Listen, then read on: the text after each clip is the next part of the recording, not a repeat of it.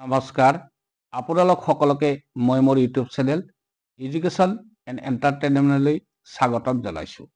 মধ্যাহ্ন ভোজনৰ কৰ্মী, আশা কৰ্মী আৰু অংগনবাদী কৰ্মী সহায়িকাসকলক আমি কি সহায় কৰিব পাৰোঁ? ৰাজ্যৰ মধ্যাহ্ন ভোজনৰ কৰ্মী, আশা কৰ্মী আৰু অংগনবাদী কৰ্মী সহায়িকাসকলৰ দৰমহা বৃদ্ধিৰ ক্ষেত্ৰত এক গুৰুত্বপূৰ্ণ ঘোষণা আগবঢ়াই অসমৰ মাননীয় মুখ্যমন্ত্ৰী ডক্টৰ হিমন্ত বিশ্ব শৰ্মা ডাঙৰীয়াই। এই সম্পৰ্কত কিছু কথা এই ভিডিঅ'টোৰ জৰিয়তে আপোনালোকক জনাবলৈ বিচাৰিছোঁ।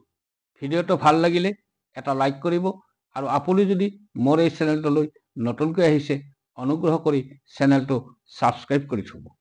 উল্লেখ্য যে এই কৰ্মীসকলে তেওঁলোকৰ দৰমহা বৃদ্ধিৰ বাবে দীৰ্ঘদিন ধৰি চৰকাৰৰ ওচৰত দাবী জনাই আহিছিল। সম্প্ৰতি এই দাবীৰ প্ৰতি চৰকাৰে গুৰুত্ব প্ৰদান কৰি এই কৰ্মীসকলৰ দাবীসমূহক সহানুভূতিৰে বিবেচনা কৰাৰ বাবে ৰাজ্যিক কেবিনেটত এক সিদ্ধান্ত গ্ৰহণ কৰা হয় বুলি অসমৰ মুখ্যমন্ত্ৰীগৰাকীয়ে ঘোষণা কৰে।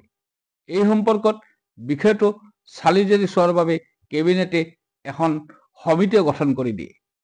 আমাৰ অংগনবাদী সহায়িকা কৰ্মীসকলে, আশা কৰ্মীসকলে আৰু মধ্যাহ্ন ভোজনৰ ৰান্ধনীসমূহে কিছু তেওঁলোকে বেতন বঢ়াবৰ কাৰণে বিভিন্ন সময়ত চৰকাৰৰ ওচৰত দাবী জনাই আহিছে।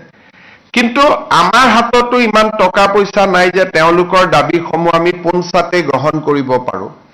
আমাৰ বিত্তমন্ত্ৰী অজন্তা নেওগ, মন্ত্ৰী পীযুষ হাজৰিকা আৰু মন্ত্ৰী অশোক সিংঘাল, এই যিখিনি আমাৰ ডিপাৰ্টমেণ্ট ইয়াত ইনভলভ হৈ আছে, এই তেওঁলোকক লৈ আমি এখন সৰু কমিটি কৰি দিছোঁ, যাতে বাজেটৰ সময়ত বা বাজেটৰ পিছত উপযুক্ত সময়ত মধ্যাহ্ন ভোজনৰ কৰ্মী, আশা কৰ্মী আৰু অংগনবাদী কৰ্মী সহায়িকাসকলক আমি কি সহায় কৰিব পাৰোঁ, তেওঁলোকে যিমান খুজিছে আমিতো সিমান কৰিব নোৱাৰোঁ, কিন্তু কি সহায় কৰিব পাৰোঁ তাৰ বিষয়ে তেওঁলোকে বিবেচনা কৰি চৰকাৰক এটা প্ৰস্তাৱ আগবঢ়াব।